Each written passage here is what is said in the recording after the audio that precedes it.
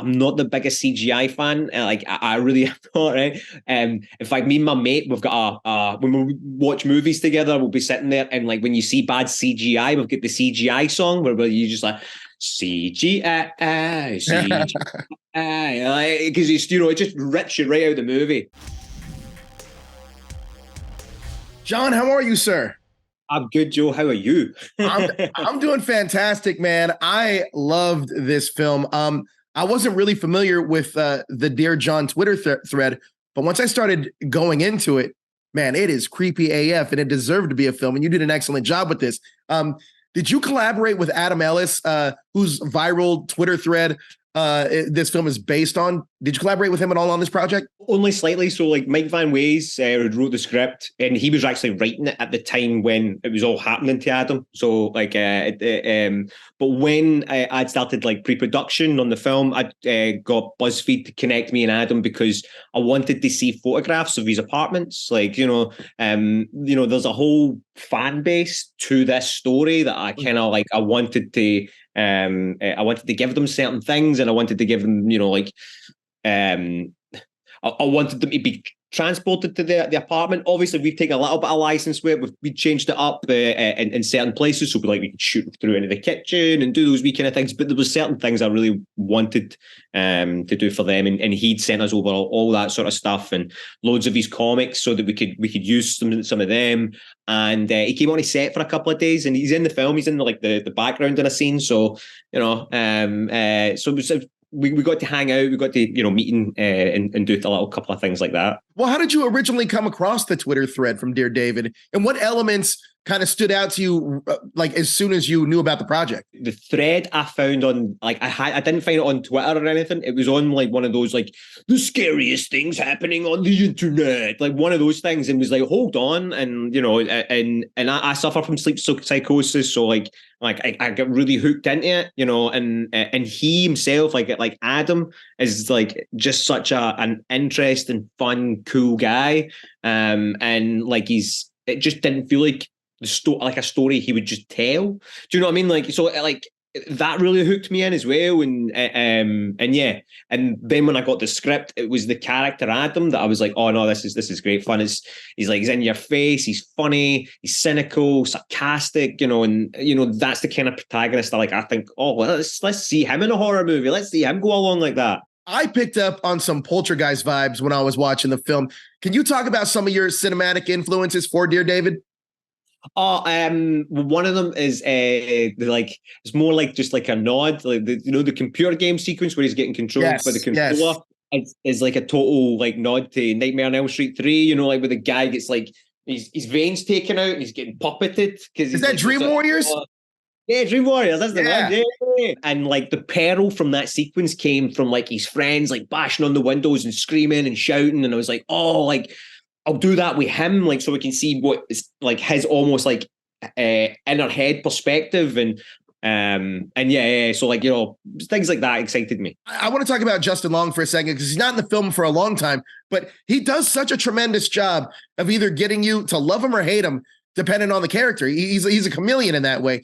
Can you talk about working with him with the character Bryce?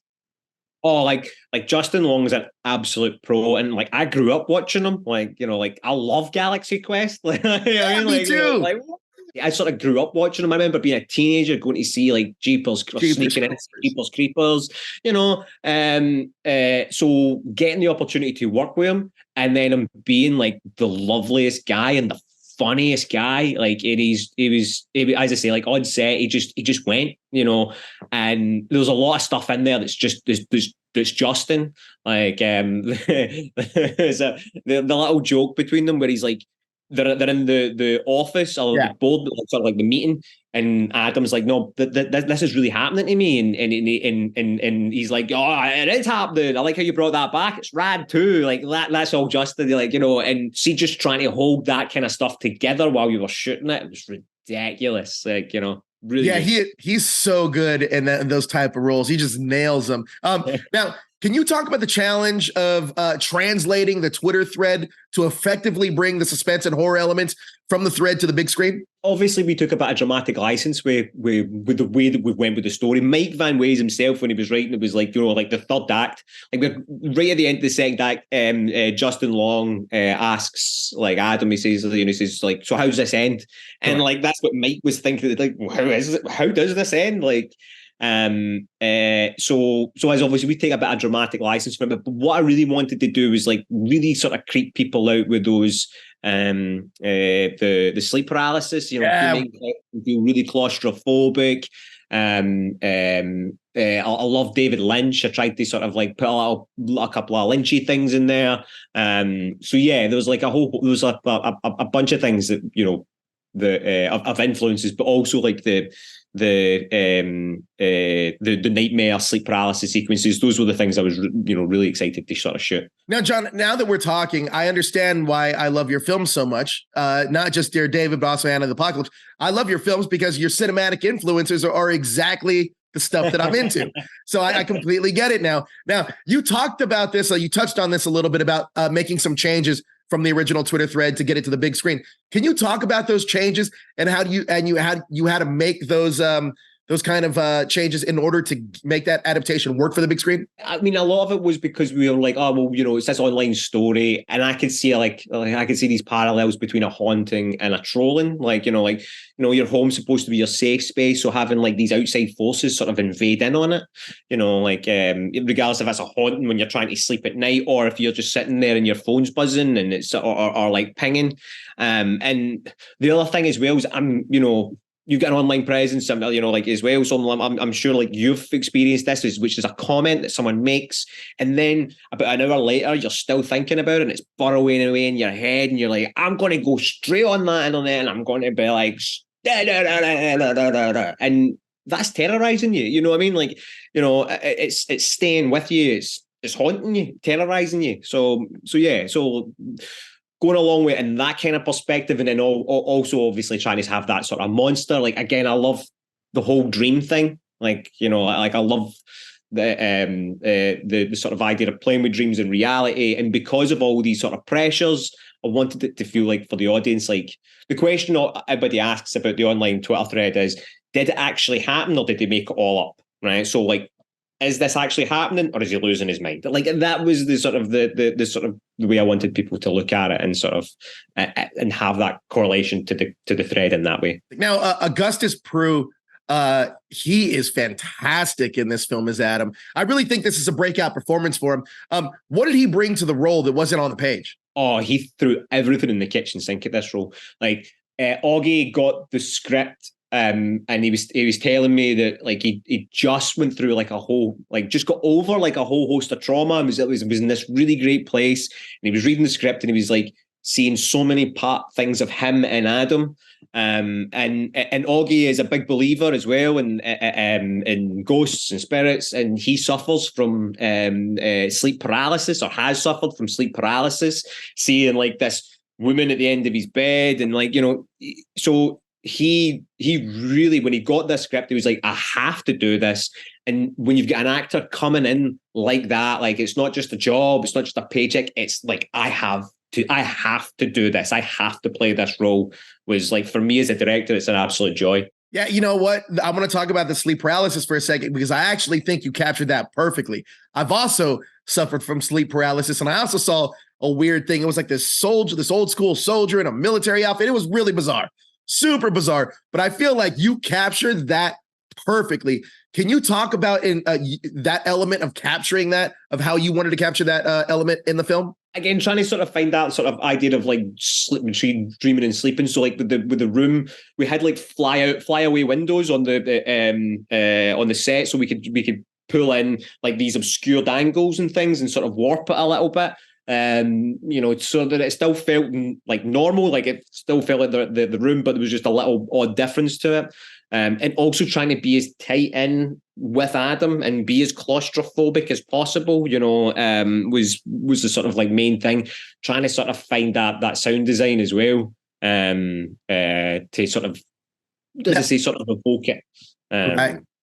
And that was sort of, as I say, my approach with it. You know what? Another thing that I love about this film too is the way that you use social media in the film, because it really helps advance the storytelling. Can you talk about using the social media in the storytelling for this film? Obviously, like social media played such a big part to the story, like it had to sort of feature, and having the opportunity to do that, because a lot of it's just him. So when we shot this film, we shot the end first. So for the first 2 weeks, it was just Augie in the apartment, being haunted, like crying, screaming, like getting absolutely ruined. That was him for 2 weeks.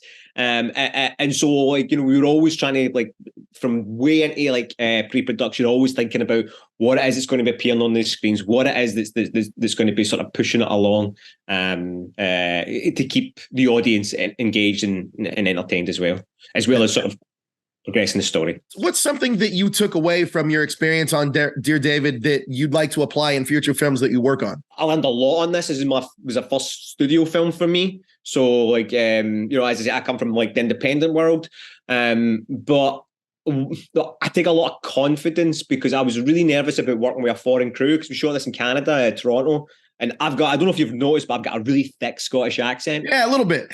Glaswegian accent, and when I get excited, I just go. So I was really worried about, like, working with a foreign crew and American actors, and hoping that people aren't just going to be staring at me like glazing over. But it was the most wonderful experience, like working with that crew. Like, I loved that crew, I loved that cast. Everybody worked so hard and really believed in me, and that's gave me a lot of confidence, making more films over in that side of the pond. So yeah, as I say, it's really gave me confidence in that sense. Now, this film does a fantastic job of blending digital effects and practical effects. Can you share your approach to the effects in Dear David? I love practical effects. Obviously, we're not going to be able to get like a kid with a bastard. Sure. Like things like, we'll get a blood rig on the knife, so when the knife goes across, it's cutting across and the blood's appearing. Like wee things like that. Trying to always even like the glasses, like like the bottle smashing and pouring it on them, and like those wee things that again are setting the actual kitchen on fire. Like I believe having in-camera practical effects makes everything feel just that little bit more real. It's more visceral. And I feel like as a horror audience, like we engage with it. And as well as that, I'm not the biggest CGI fan. I really am not, right? In fact, me and my mate, we've got when we watch movies together, we'll be sitting there, and like when you see bad CGI, we've got the CGI song where you just like CGI, because it's it just rips you right out of the movie. I couldn't agree with you more. It absolutely does. And that's the one thing I love about smaller horror films as well, is that it really dives in to the uses of practical effects. Now, this film also does a fantastic job of building tension, and the scares are more psychological than like jump scares. Can you talk about crafting scares for Dear David? Obviously, a lot of that comes into the cutting and the pacing, and I wanted to insert little bits of comedy here and there to sort of break up tension and things like that. I always believe that, that the comedy is going to help with character, which is then if you can connect with them, like going on that journey. And if you are connecting with Adam, you're projecting onto Adam, you get him, you understand him, and he feels sort of real, then going through these things, you're going with them. So it should all be about that connectivity. And as I say, it's just finding that right pace and yeah. John, I got to ask you, because Anna of the Apocalypse is incredible, and it's literally one of the best genre-bending films ever made. Are there any plans for a sequel? Are you interested in exploring that world more? It's funny, so when we made that film, we were like, no sequels, we're done. And actually, over the last few months, we got back together, and we've started talking, and we believe that we do have something to say in that world. So there's nothing happening this second, nothing doing right now, but it is something that we, because we're all best friends, we all just kind of we love each other, and we just want to continue to make films together with each other. So yeah, we definitely want to revisit it. I mean, I'll tell you right now, every press junket I go to, I feel like this film, like Anna in the Apocalypse, we talk about it all the time, just to let you know. It is fantastic. Oh, thank you so much. That's so lovely to hear. That's so lovely to hear. Thank you. It's one of the best. So I do got to ask you though, what is next for you? What's the next project you're going to tackle? I'm shooting a family film over here in the UK, prepping in January, shooting in March. It's gonna be a lot of fun. It's a family film, so you know me, I just want to jump around genres, and it's all about character for me and story, and yeah, this will be a lot of fun. But me and Nathan, Alec Carew, who I made Dear David with, and Anna the Apocalypse, we've got a bunch of films that we're desperate to get made. It's just been with the COVID and the strikes and everything else, it just seems to put the a little bit of dampeners on some of those wheels going. Well, John, look, thank you so much for taking your time and speaking with me. I love Dear David. And like I said, man, Anna and the Apocalypse, that's news to me. I can't wait for that because I tell you, the best genre bending film ever made. Thank you so much, John. I appreciate your time. Thank you so much, dude.